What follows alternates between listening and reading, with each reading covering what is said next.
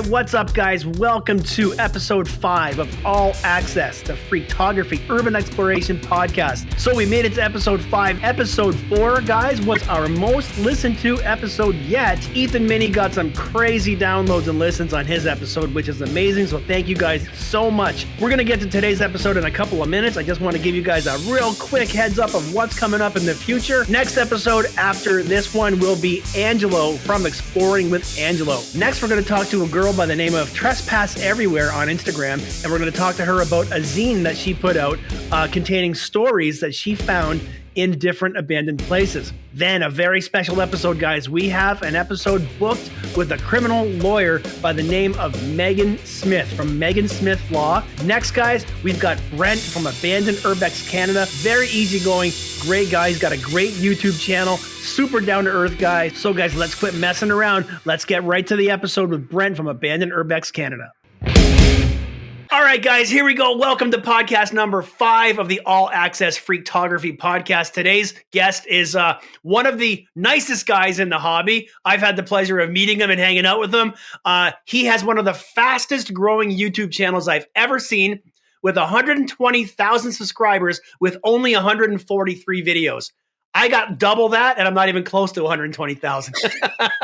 He's got 14,000 on Instagram, 33,000 on TikTok. He's been all over the place. He's been all over Canada to the US. One of the nicest guys around, guys. His name is Brent, and he's with Abandoned Urbex Canada. Brent, thanks for joining us on the podcast today. Hey, thanks for having me. Really appreciate it. Congratulations, awesome. By the way, for your new podcast. Thank you. It's a lot of work. It's because what I do with this one is, most podcasts are audio only, but some platforms let you do video. And plus, with the fact that I have a YouTube channel, I thought, why not do a video podcast with the option of audio only? So the subscribers can listen to it on Apple, they can listen to it on Spotify, or they can watch it on YouTube or some of the other platforms. So as we talk, I'll be overlaying some of your pictures and some of your video content to give a bit of more of a visual element. Anyways, it's a lot of work. That's cool. Yeah, I bet. I haven't even looked into that. So that's great. No, I wish you all the luck. Cool. Thanks a lot. So why don't we get started by you telling us a little bit about yourself and how did you get into the hobby of exploring abandoned places? Well, a bit about myself. I work full time, so I don't do YouTube full time, which I've thought about doing, but my full time job I have a pension, so I am kind of like on the fence there. So the pension means a lot to me. So yeah, I work full time. I obviously like the outdoors. Like I love hiking, boating. I go fishing all the time. I have ATVs. I just love being outside, fresh air. I work out a lot. I play men's hockey. I love sports, mostly hockey. Yeah. I was up late a little last night because of the Leafs game. They won last night, so I'm pretty happy about that. That's good. Yeah. Yeah. And then since getting into exploring, my dad actually got me into it. I haven't told too many people about this, but I was probably around 8 years old when I first went into my very first abandoned house, and it was an abandoned farmhouse. I was with my family, and my dad pulled over and said, "Hey, let's go check out this abandoned house." So he took this whole family in there. We were just little, and we went in there. I remember walking around, and I remember the owner of the property showed up. And I was a farmer, and he just said, "Hey guys, this is very dangerous in here. You guys shouldn't be in here. I'm worried about you guys falling through the floor." And so we left right away. But ever since then, I just loved it. So anytime I'd see anything abandoned or anything cool, I just had to explore it. And I went on my own. I didn't really have too many friends that were into it. So when I was younger, we went to a few abandoned places with friends and that. And then when I got older in high school, I continued to explore. But yeah, I just loved it. And I didn't start getting into the filming of abandoned places until about 3 years ago. I had absolutely no social media whatsoever. So I just decided one day to say, hey, you know what? Maybe I'll just start filming these places and posting it on YouTube and have a little channel going. And I had no clue that this was even a thing. It was hilarious because when I went on YouTube and I started looking up abandoned places, I just seen all kinds of people.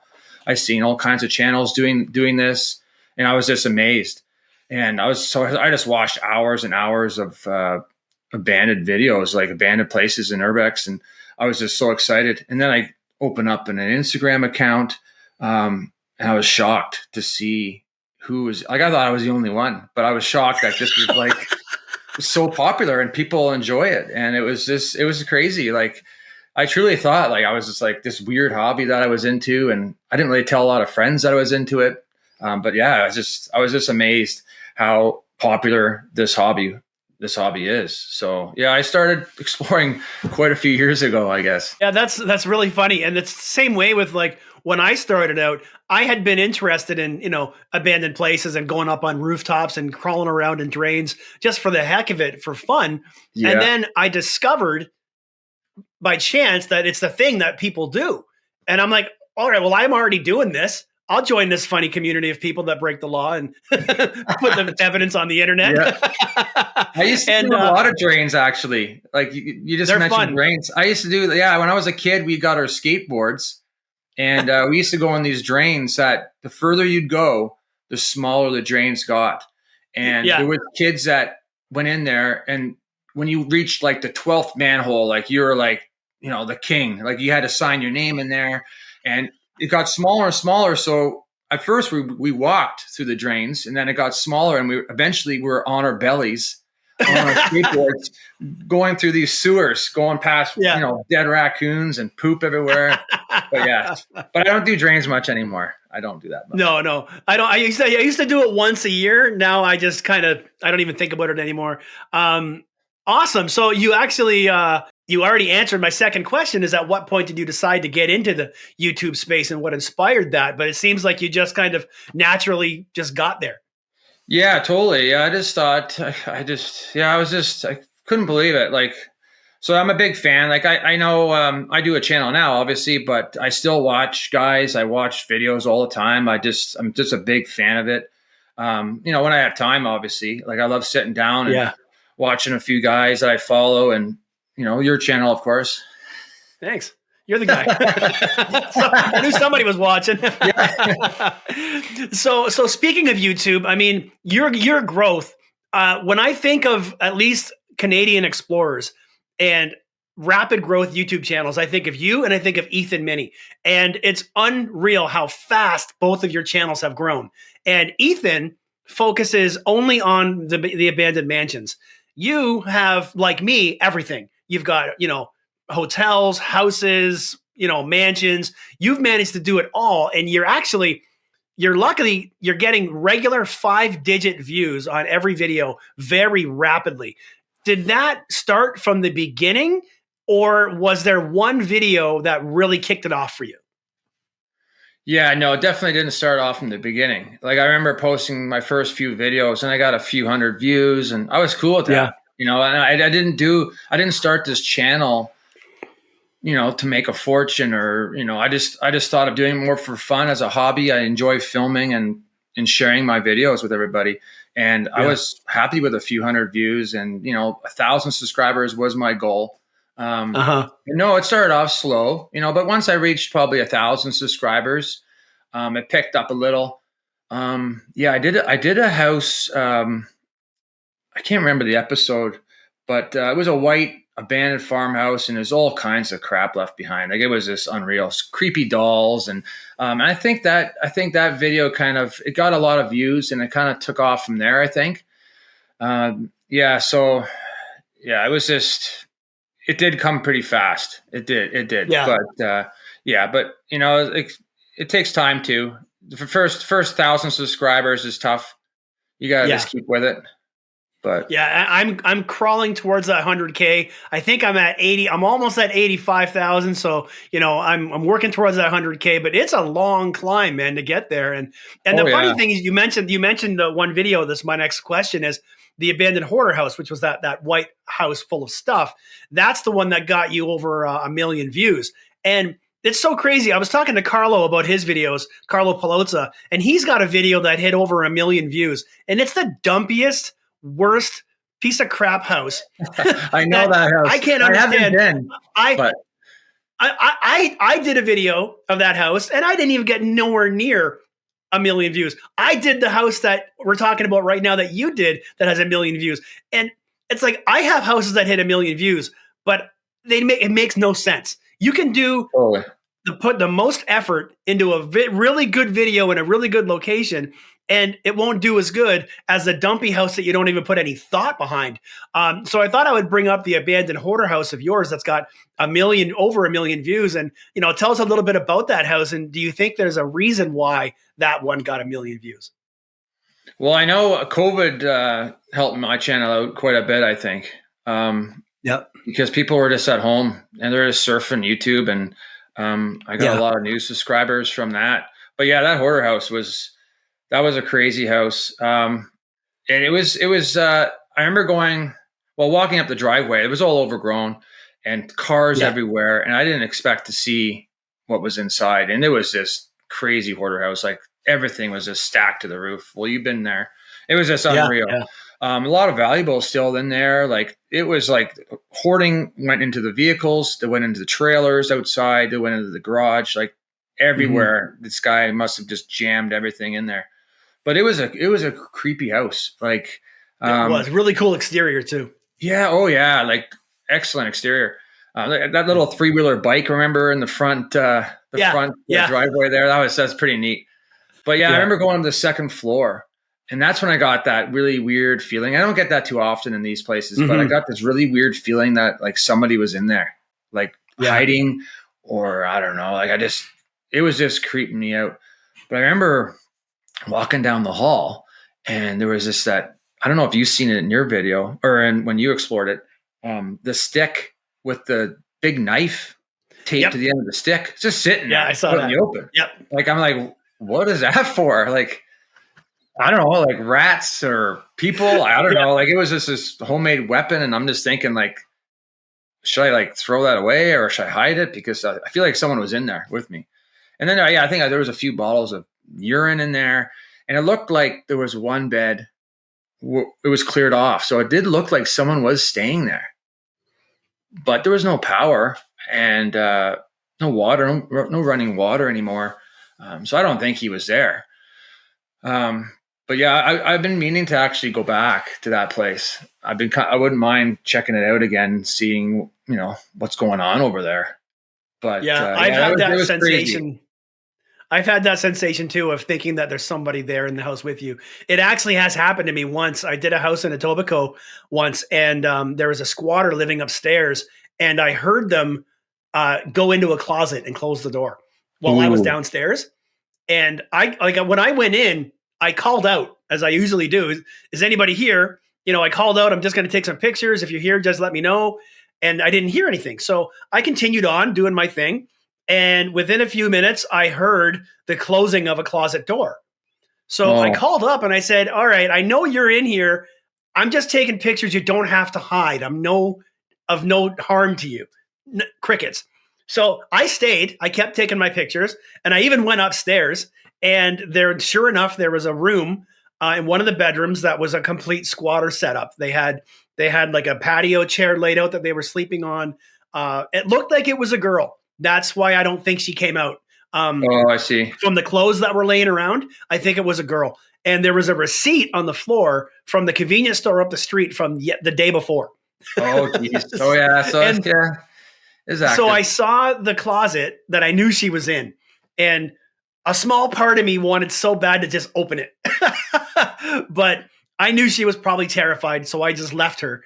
And whoever it was hiding in a closet for the whole time that I was there, and she didn't bother coming out. So, anyways, squatters freak me out. They do. They scare me because sometimes they're on drugs, and they've been known to just attack anybody, even police. Like there's been police that open up their tents, and they would just lunge at them and with a knife. They all carry knives. I've dealt with a few of them before. They all have, usually have about 4 or 5 knives on them. And that's why when I come across squatters, usually I just leave. I don't even want to chat with them.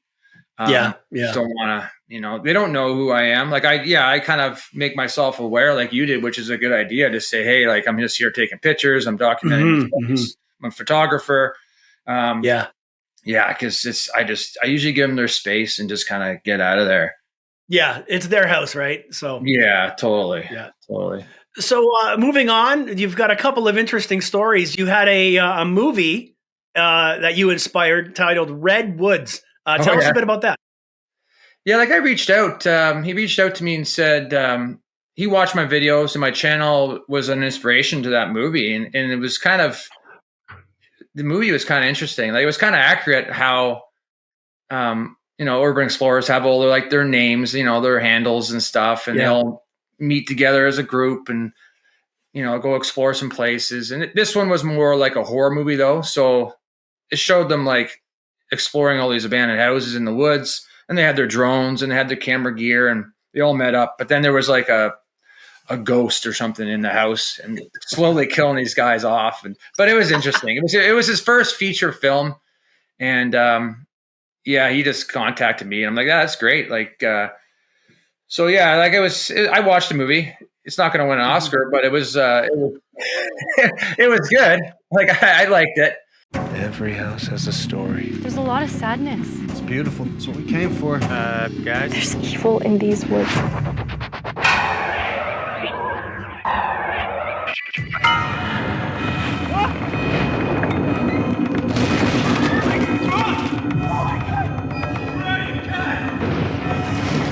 He's here. The woods are talking. Redwoods, now streaming. That's cool. And then what about this novel, Unearthly Abandoned? You were talking about that the day that you and I went out. Yeah, that's right. Yeah, she reached out to me, and she's a fan of my channel, and she watches all my videos. And same thing, the channel was kind of an inspiration for the book. But it was it's like the same kind of story. It's more of like it's a horror type novel. But yeah, no, I'm thrilled. That's like I'm thrilled when people reach out like that, and the book and the movie. That was kind of neat. Speaking of people reaching out, you and I have something in common in that we often will get offered sponsorships and product reviews. Do you ever do they all come to you, or do you often sit down at a computer and just sort of do your own outreach for sponsorships? No, I never reach out. I get quite a bit, and I at the beginning I'm just like, yeah, you know what, like I don't really want to start doing that. I know some guys have YouTube channels, they're against that. Some have, they do it all the time, but it is income. Like it's not like Totally. A lot of it's not just, oh, here's a free, the portable battery, battery thing. Yeah. Yeah. They The just, Blue Eddy. Yeah. yeah, exactly. Like, it's not always just a free product. Sometimes they're paying you too. And then you get commission as well. Right. Like, right. You could, for years on end, you could be getting commission on sales, right? Yeah. But yeah, there's a lot. I kind of, if I do sponsorships, I kind of like them to be kind of like to do with my channel a little bit. Like, like maybe an outdoor clothing, like you do the Loom Cube and stuff like that. Something to do with like what you're doing, kind of, right? So I've turned down quite a few. I know you have too. Like some stuff's so weird. Like I got candy companies contacting me to like ship me all like bedroom roll full of candy to like eat and test out and do a review on. Like I'm not really interested in stuff like that. I get all kinds of weird stuff. Yeah, but, I've had I was once offered like those Peloton bikes, like exercise bikes. Oh yeah. I was once offered by a company very similar to that, like a big exercise bike with a giant computer screen that connects to your Wi-Fi.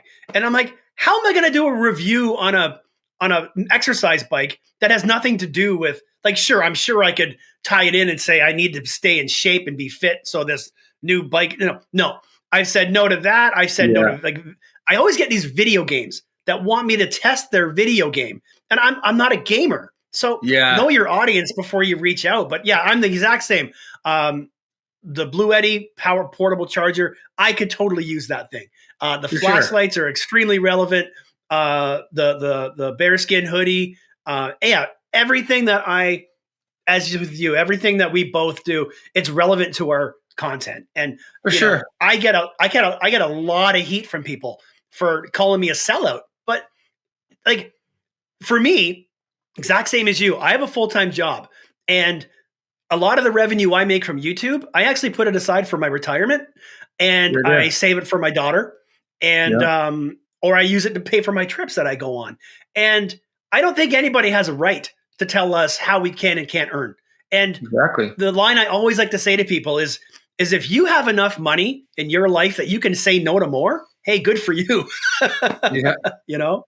Well, yeah, and they don't have to watch it. If they don't like the ad or they just click away, right? They don't have to watch it. But no, it helps pay. Like I use it for my trips as well, and upgrading my gear, and it's just the way it is. Like I don't mind doing them, but it is good to do something that your viewers will probably buy. Like I sold a few of those battery things because people will use that. A lot of people watching our channels are probably into the outdoors and camping and hiking and doing things outside, and a lot of them explore themselves, but they don't have a channel or they don't post pictures. They just explore themselves on their own. Right. So that's stuff like that is good, right? Like I get video games, but a lot of my viewers, to be honest, like, cause I know Ethan gets a lot of younger crowd cause he does a lot of the mansion, he gets like younger viewers. I get some old people watching my channel, and, Same. like a lot. Yeah. So like video games, they might not, buy a video game, but I get. I think I've said no to more than I've said yes to. Oh yeah, for sure. Same with me, for sure. Yeah. All right. So you said your first abandoned place was when you were 8 years old. So you've probably in that time been to hundreds, sometimes possibly thousands of abandoned places. What are some of your favorite locations that you've been to, or some of your top experiences? Well, I'll tell you a couple right now of ones that I've explored before, like when I was a kid and when I was a teenager. So you wouldn't see these, but it was I explored this house. It was one of my favorite places. It was I don't know if you heard of Dr. Ballard. It was a famous dog food company. Okay. It's called, I think they're out of business now, but they've been around forever. It's this very popular dog food company. And this guy, he owned a mansion, and it went abandoned. I don't know what happened, but it was a farmhouse mansion type thing. But I've never seen this before in a house. But it had a dumbwaiter in it, which is pretty neat. Little elevator you put your food in. So we were in high school and we were climbing in that, and people were partying in there. But it had leather walls. There was this one room that had all leather walls. I've never seen anything like this before. Beautiful. Wow. And it actually had, in one room, you only see these in like the cartoons, but it had a wall that like spun around. Yeah, I had one of those. So it was like a bookshelf and it just spun around and it goes into another room. Like it was crazy, but it actually was saved.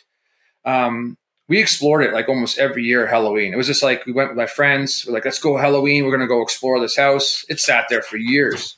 Yeah. But someone bought it and they jacked it all up. They took out all the additions they had on it, and then they moved it, I don't know, probably a couple kilometers away, and they totally renovated it. Now it's all, I think it's a law office or a dental office, but it's all that's cool. Completely saved. So I do drive by it once in a while, and it's nice to see those ones saved. Yeah. And then there's another one I went to when I was a kid. I was really young when I went to this one. It was abandoned schoolhouse. They had it boarded up forever. I don't know. This place was abandoned for like 20 years, I'd say. Like people complained and they wouldn't demolish it for some reason. I have no idea, but it opened up somehow. And we went in there as a couple of friends, and it was just frozen in time. Like there was crayons and pencils on the desk, stuff on the chalkboard still. It was unreal. It was like backpacks hanging up. I couldn't believe it. And it was just like they just got up and it just jumped up and left, like took off, left all their stuff behind. And this is an abandoned schoolhouse. And there was a homeless guy living in there because we were going through all the rooms, and we noticed there was like cans of beans everywhere, a sleeping bag. And so as soon as we seen that, we were young. We got out of there. Right. But that one, those ones are pretty cool. And then the ones I have on my channel, I just did that one, the Pope John Paul II's island. That one was pretty neat. Yes. Yeah. I enjoyed that. I like. You walked across the lake? The frozen lake? I took my ATV across. Oh, okay. I knew about it for a little while. and I was going to take my boat, but then, I'm like, you know what? I'm going to shoot it there on my ATV on the ice and check it out. And I was just thrilled. At first, I flew. I didn't know what the status of this place, because on Google Earth it did show that the structures are still there. Yeah, I've seen it. Yeah, sure. I flew my drone like 3 kilometers, like close as I could get to it, to see, and I seen the structures there. So I'm like, okay, I gotta go. So that one was pretty neat. I love that one. Obviously, I did the the abandoned ghost town in BC. That one I did. It was probably one of my newer videos. That was probably about 3 years ago.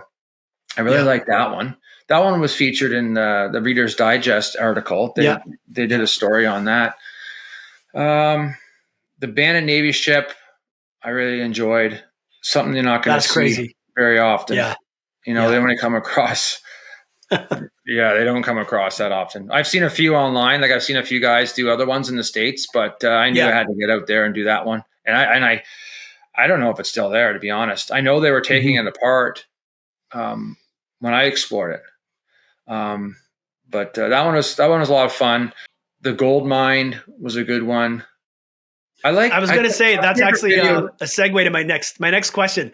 I wanted you to tell us a little bit about that experience, because for me, that's probably the most impressive thing that you've done of all of the videos that you've got. And I wanted to hear you a little bit about that story and that experience of getting there and what that was like. Yeah, it was unreal. Like it was, it took a while to plan that one. I follow a guy, his name is Life of Luke. He has amazing videos, and he doesn't just do abandoned stuff, but he does all kinds of stuff. Really nice guy. And I seen his video on it, and I just had to go there. And he did it like quite a few years ago, I think. And I just did some research on it and kind of tried to find a way to get up there. So it was a long time coming, planning it, but I got together with 3 other explorers. One was Dame Untamed, and then Jerome's Pizza, and BC Wander. That's their Instagram and YouTube names, obviously. But we got together and we went up there. So it was a challenge. Like it was probably landing. When I flew in, I landed in Vancouver, and it was about 4-hour drive from the airport. And it was in a heat wave as well. Like, you don't usually get heat waves out there like we do here in Ontario. And it was like 40 degrees out there. It was so hot. But it was about a 4-hour drive. And then once we got off the main road, we got onto some logging roads. It was like dirt roads, very bumpy. And I had a plan on where we're going to park and walk in. I knew we were going to be doing some bushwhacking. That was a given.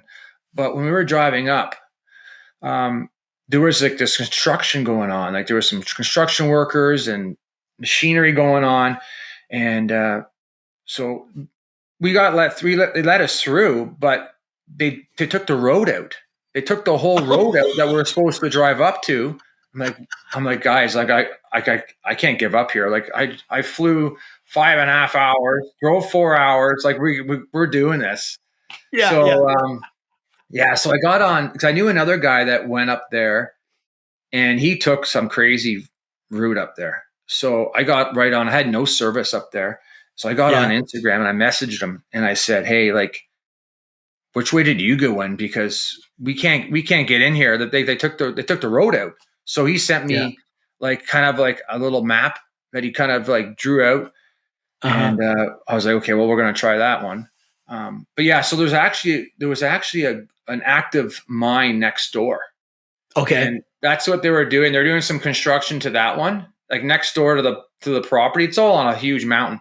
And they have a policy. So if anybody is caught or on their property in this active mine, they shut down the whole thing.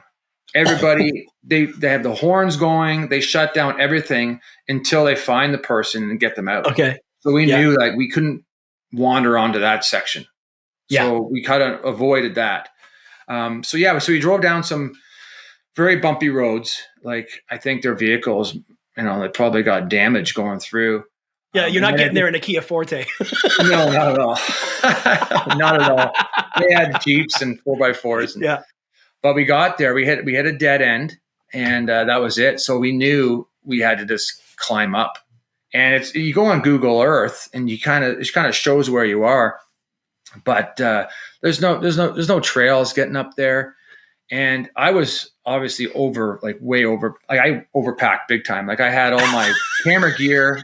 And they're laughing at me. Like I figure I'm this hiking guy. I'm a professional hiker, but the three of them are like professionals. Like they do this all the time, and I had no clue what I was doing really. I had more camera gear than just like water and food. And, right. That was a big mistake. Like I should have brought more water because of the heat wave. Totally. Yeah. I was just so thirsty, and we climbed up this hill, and we had to watch because it was a lot of rocks. So if you're kind of following somebody in their path, there's rocks coming down constantly. Right. And right. I think I stepped on a rock, and I think I hit Nikki from Dame Untamed in the wrist. So I felt pretty bad. It hit her in the wrist, but she was okay.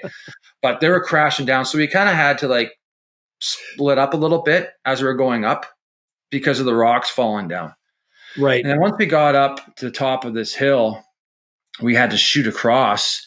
And it was kind of like an open space, and we seen the active mine going on. So we didn't want to be seen by them because we're pretty sure we weren't on their property.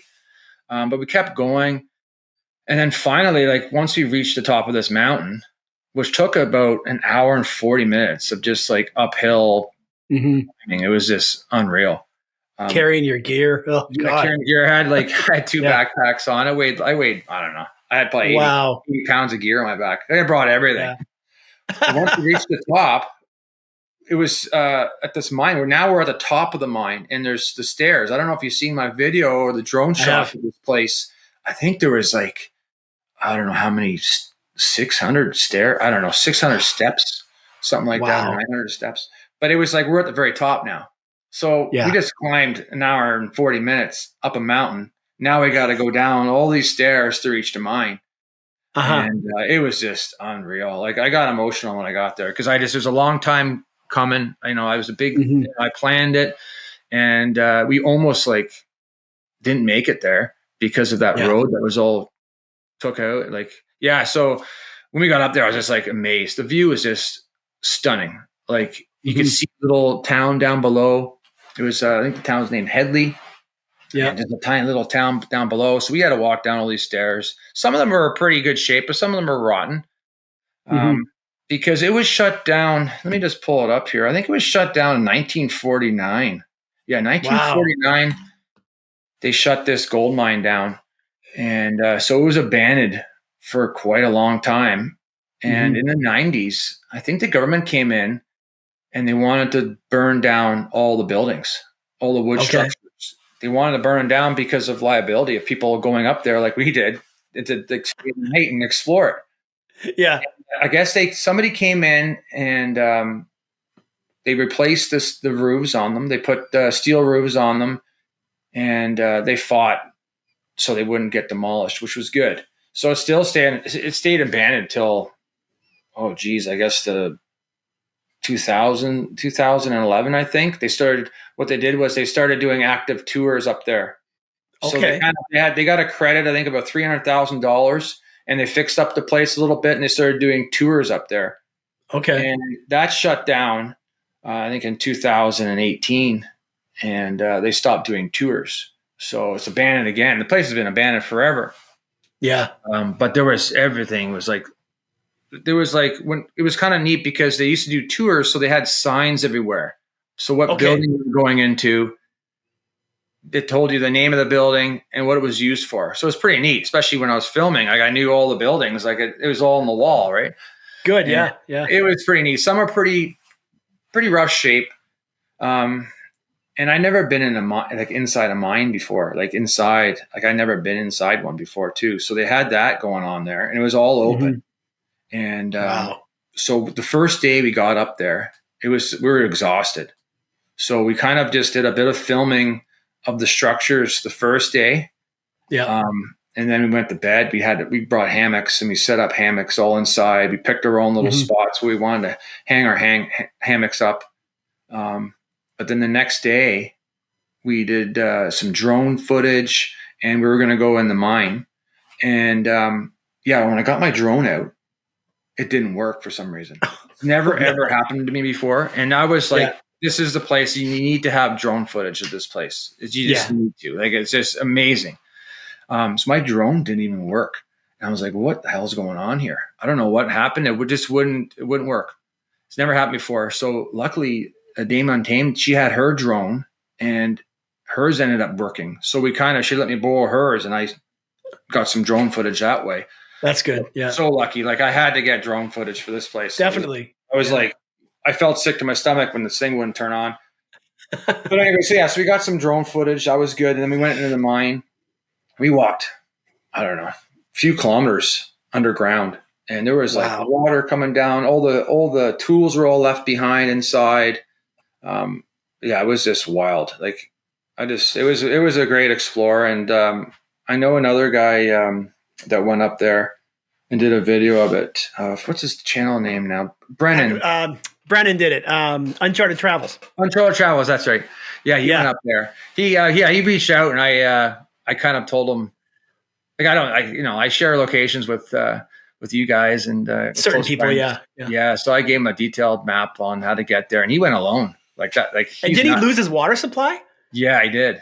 And I told him that, like, he asked me for advice, and I said, bring lots of water. Like, I brought a water jug, but you go through it so quickly because you're hiking up a hill, up a mountain. And he brought a lot of water, and he ended up losing his water. So he had a tough time up there. And then the rats. Oh man, the rats.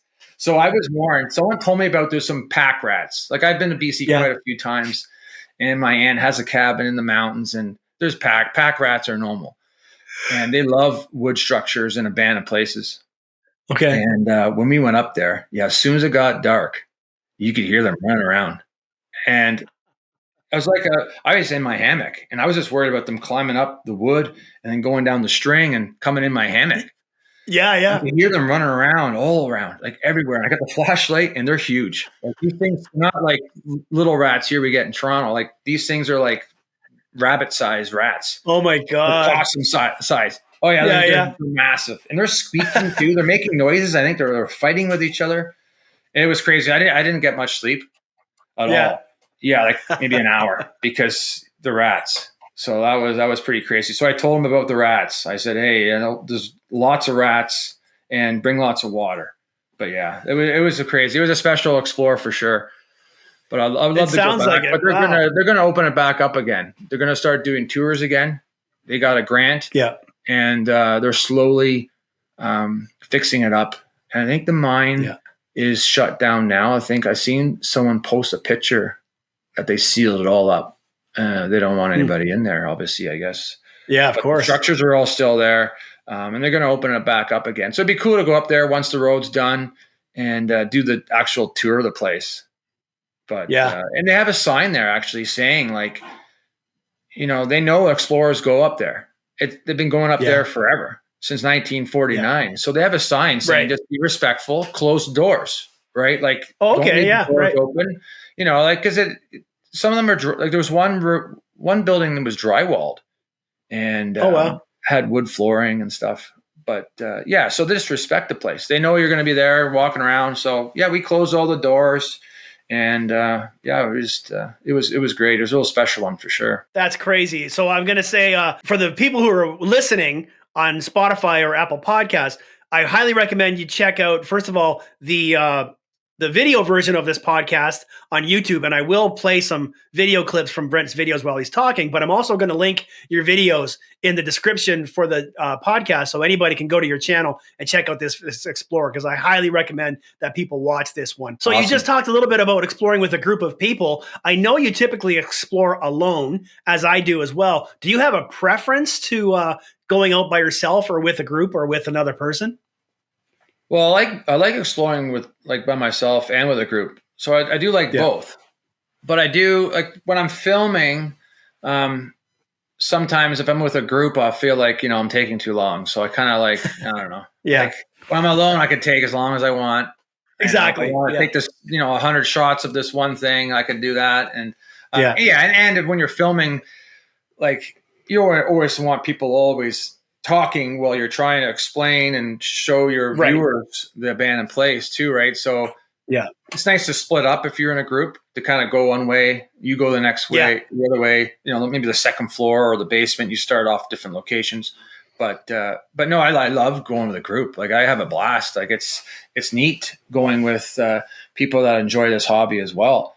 But yeah, no, it's definitely safer to go with a group. Like there's some spots where I've been where I had to go with somebody because, I just didn't want to get stuck or fall or get injured. So man, you segue into every next question because my next question is, have you ever been hurt or injured or had a close call while exploring? Yeah, well, I've obviously stepped on a few nails. So that's a given doing this hobby. Like, the worst one, I stepped on 4 nails at the same time. It was in a 2x4. Whole 4 nails went in my foot. And at first, like all the times I stepped on nails, it doesn't hurt at first. It's just 2 minutes later is when the pain kicks in, and it's just that achy. You feel your heartbeat on your foot. Oh yeah, that one hurt. But no, I fell through floors, but not really injured. Like I fell through floors and got scraped up. And I fell through a septic tank once.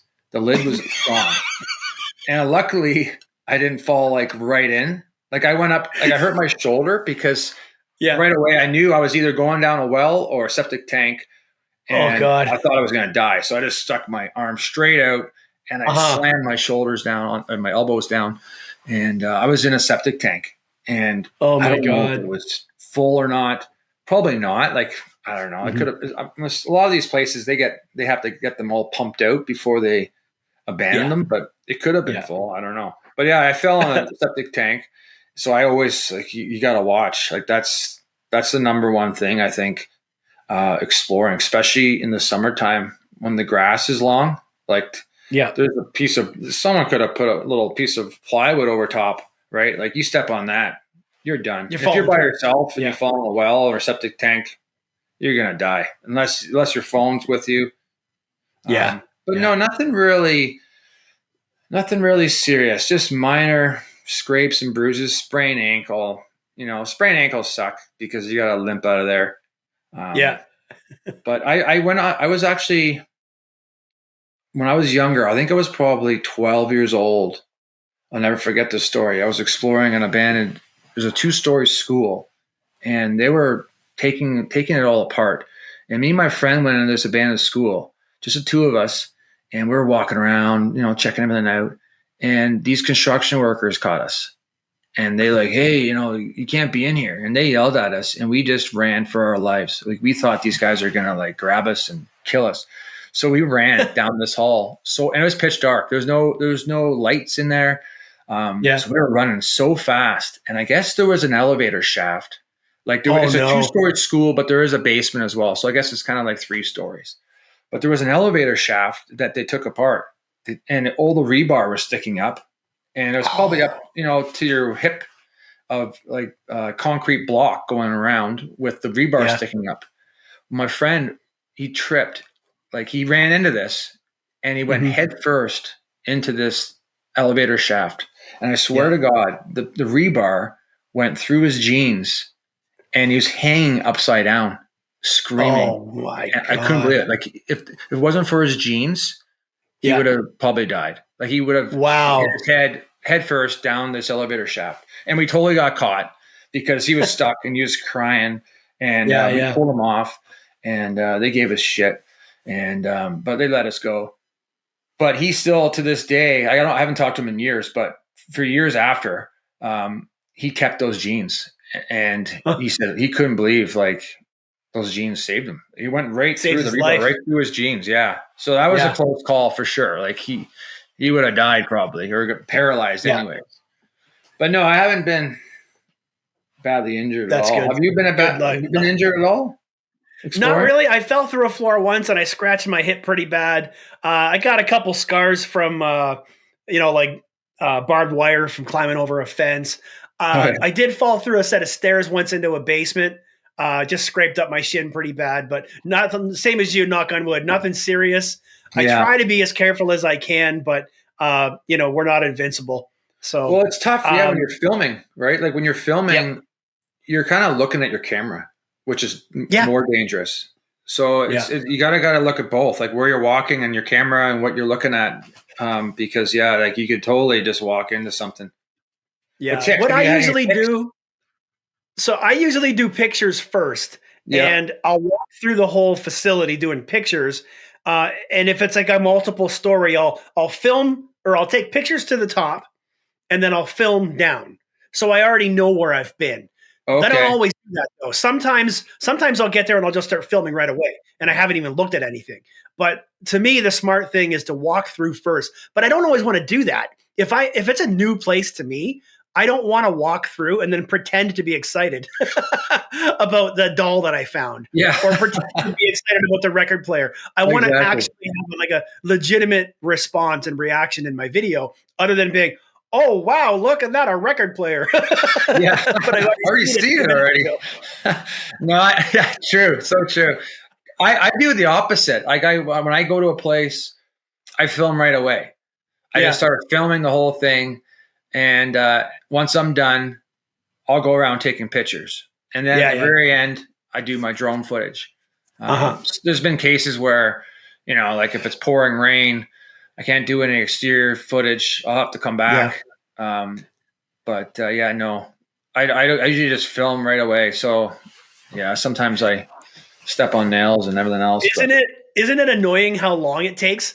Because you got to do your video, you got to do your pictures, you got to do your drone footage, you got to take mobile video for TikTok and for Instagram, you got to take cell phone pictures.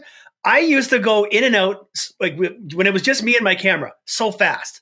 But now that I'm doing videos and then I got to do reels, I mean, I don't have to, but I just choose to for the content. Yeah. I spend so much time. I used to maybe knock off 8 locations in a day. Now I'll be lucky if I get 3. I know. It takes me. It depends on the location, right? Like if it's a small place, but if it's full of stuff, like you're filming, it's a long time. And Motley Kiwi and I were in Ohio recently, and we went to a place, and I had the whole trip planned out. I said, okay, it's an hour drive from this place to this place. We're going to spend an hour and a half, and then we're going to leave, because then we have to go drive another half hour to this place. I actually had it completely mapped out. But every place we went to was so good that we both looked at each other and we're like, we're not leaving here in an hour. We're staying here for the next 3 hours. Yeah. Because there's so much stuff. And the thing I noticed about when you and I, when we went out, we were both on the same page because we both do YouTube videos. So we both know we're going to be here for a while. We both know you go this way, I'll go that way. Yeah. And it's always good with a fellow explorer who films and also does pictures that you just know we're going to be here for a while and let's stay out of each other's way. Yeah, for sure. Yeah, I just went to the States and I met up with Steve Ronan, a couple other guys, Chris and Trevor. I met out there. Steve Ronan, he takes his time filming. He he expects to do like a 1 location a day. Like, oh God, yeah. Like we went around and he just takes his time. He's a professional, really. The way he films and does everything, it's just like by the book. Like he just goes in. There's a certain way you could tell that he does everything, and he takes a long time. So like we did 3 locations out there one day, and he came later. He couldn't come the day I flew in, but we did 3 locations one day, and he was just shocked because it takes a while. So it does depend. And that's how I film. Like I try to film in one shot if I can. Like when I go into a place, I want the viewers to think that they're walking through this place. So I'll go in, usually start the front door or the front entrance, and just go in every room. And one shot would be great. It's way easier for editing if you keep on shutting the camera so much easier. Time. Oh yeah, it's like it's taking forever. But then I do like a montage, and I like to get slow mo shots and stuff like that. Film footage and stuff like that. So that takes time. Yeah. So what about you ever had any serious run-ins with police or like a bad experience with security or property owners? Like any like memorable experiences? Well, yeah, like usually you just gotta be polite. Like if if you don't get permission, um, and someone shows up, you just be polite. Like if they see, especially when they see camera gear, like if you're just there with nothing, you know what, they might give you a ticket, because they don't know what you're doing. But when you got a camera gear on you and you say, hey, I'm just here taking pictures, I'm kind of into this sort of stuff, they usually just either ask you to leave or they just say, well, finish up and just leave. And because it's more about liability. That's what it is. Like I've been caught by a homeowner. There's an old abandoned farmhouse and the place is rotten away. Technically, like if I go in there and I'm taking pictures and I fall through the basement and break my back, I could totally sue the homeowner, right? So that it's all liability. That's why they board them up. They don't want people in there, right? Because what's funny about that is like I would never, if I got hurt in an abandoned building, I would never think to sue the owner. It's my own fault. Absolutely not. Absolutely not. But you know what? Like someone wandering in there, who knows if there's no signage too, right? Like, it's more liability, I think. But no, not, this, I've seen security and they don't get paid that much either. So they just, no, they don't care. They slip them a $50 bill and they're like, go help yourself, go right ahead. So I've done that before. And it worked. You know what? Like you take all the time you want, and as long as you don't say his name and say, "Oh, the security guard let me in here." We did that in the States. Actually, he wouldn't take any money. It was like $50, and it turned into $100, and he's like, "No, I'm not losing my job." He's like, he wasn't going for it. And there was cameras there too, so he didn't. It was on his shift, so he said absolutely not. But no, I went to. You did this house, I think, with the dead body stain on it. Yep. Yeah. I seen a few people go to that one. I seen your video. Yeah. And I decided to go check it out. And I was only there for like 2 minutes. And I could hear the walkie-talkies coming down the driveway. Like I look over and I see like 4 cop cars pull up. I'm like, what is going on here? I thought maybe they were chasing somebody and they were kind of running down there. I'm like, so they came over and they're like, what are you doing here? And right away I said, I'm taking pictures of the barn, the old barn in the back. I'm just taking some pictures here. Well, like, what's that in your hand? I'm like, it was my gimbal, my big stabilizer thing. They're like, what is that? I'm like, it's like a tripod. I was trying to explain to him what it was. And I just said, it's like a tripod kind of thing. And he's like, oh, wow. I was like, well, this is, we seen your every move. There's a live Wi-Fi camera like on the tree here. And I'm wondering why. Like I couldn't, it was really strange because this house was, when I went, it was a long time after you went, and it was like vandalized and it was badly decayed. So I didn't understand who would set up a camera there, because they were there in like 2 minutes and they knew exactly my every move, where I was walking. And I don't know why. It was just strange to me why they were watching that house so closely. But they just asked me to leave. They didn't even get my name. They just said, you can't be here. Just you gotta go. So I'm like, yeah, sorry about that. I won't come back. Yeah. But yeah, I noticed that house is now the town took it over. Oh, really? So the person that passed away, I guess, has no family. Yep. And those are like the true abandoned ones, because like they have no family. And the house, once, I think it goes 2 years. Usually it's 2 years when you don't pay property tax. The town will come back and they'll take your house, and then they will auction off the house and property for the back taxes. So I think it was $15,000 in back taxes or something. It's not always 2 years. Like I've seen in the city of Toronto, they finally took over these houses that were abandoned for like 20 years.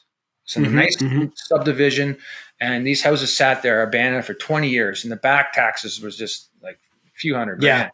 And finally they just auctioned them all off, and they get more than what the house is. Of course. Like what's owed on it, obviously. Yeah. But yeah, that house, so it's going to be auctioned off, I think, in the next little while. So they obviously had no family there. But I haven't really had too much run-in with people. It's always Good. better to ask permission, obviously. Then you can take Of course. Yeah. as long as you want in there, right? Yeah. Yeah. But I watched the episode with Carlos there, your first episode, and you asked him why is it? It seems like you get caught a lot. I think he does. But I don't know. It's just luck. Yeah, I think it's just bad luck. Like I've been to places where the next day someone else goes and they get caught. So it's like it is luck. Totally. So I ask everybody this question, and I'm going to be keeping track of the results. What's in your camera bag, and what gear do you use? Yeah, so I use a Panasonic Lumix G85. It's a 4K camera. So I have that on like a stabilizer, like a gimbal. Yeah. You've seen it. I've seen it. But, So I got the Lume Cube right here. Yeah. I got it on the front here.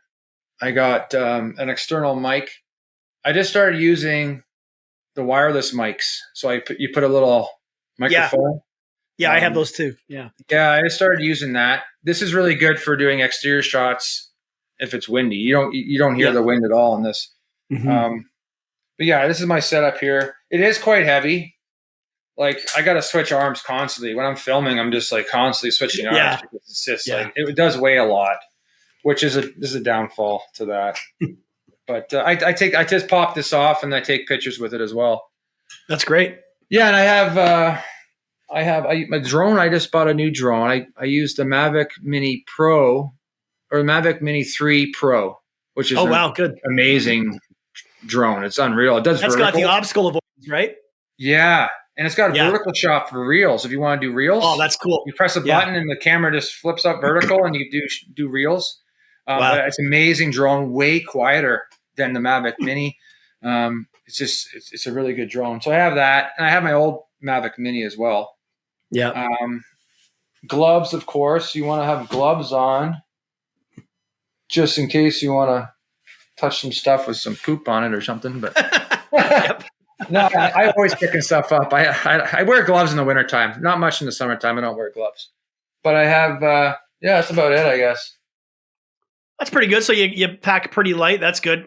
Yeah, just one bag.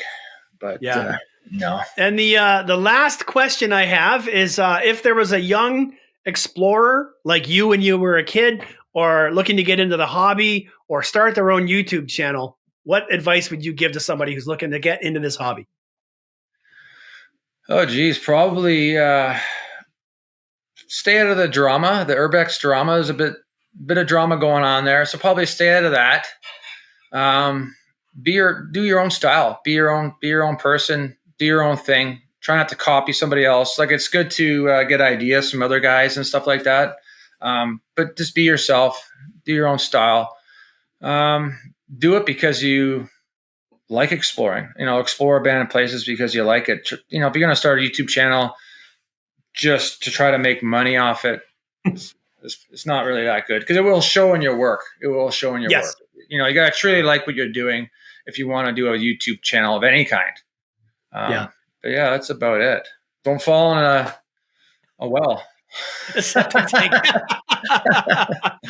All right, so that's it, guys. So this is Brent from Abandoned Urbex Canada. Set him up. Really good interview. Lots of interesting information. All of his links are going to be down below. Highly recommend you watch his videos, especially the Abandoned Gold Mine. Thanks a lot for being here, Brent. Thanks for joining us. Episode 5. I don't know who's coming up next. So, Brent, thanks for being here, and I hope to see you soon. Thanks for having me. Appreciate it, Dave. See you soon.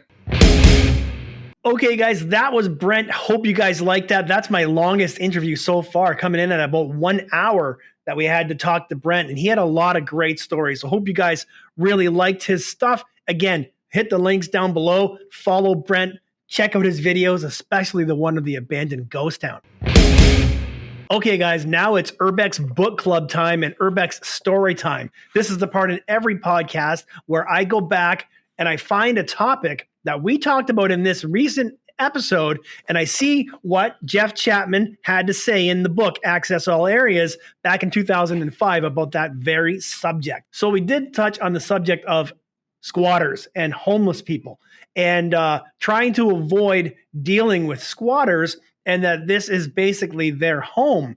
And I wanted to go back to see what Jeff Chapman had to say in Access All Areas. And sure enough, I found a couple lines in a paragraph on page 214 of Access All Areas. So let's get in and see what Ninjalicious had to say back in 2005 about the subject of squatters. There are a few things that you really should just keep to yourself.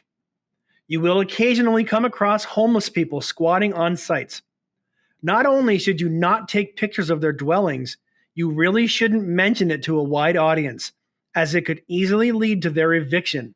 And that is a devastating thing to happen to someone, whether they legally own their dwelling or not. Squatters and explorers are generally on the same side, and it's in the best interest of explorers for things to stay that way. So go out of your way to make sure you don't do them any harm. That's it, guys. Short and sweet. Be careful with the squatters. They can definitely be dangerous. They can have their guard up. They can have weapons. But if you can approach them peacefully, maybe just let them go their way, you go your way, or respect that this is now their home and leave. And that's all I have to say about that.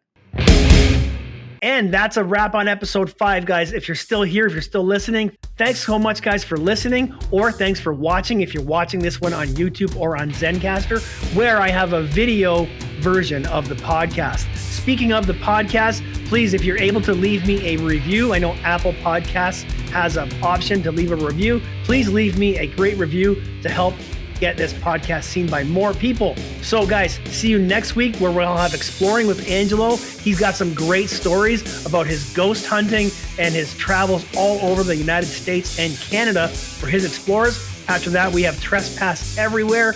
After her, we've got a criminal lawyer here to give us some advice.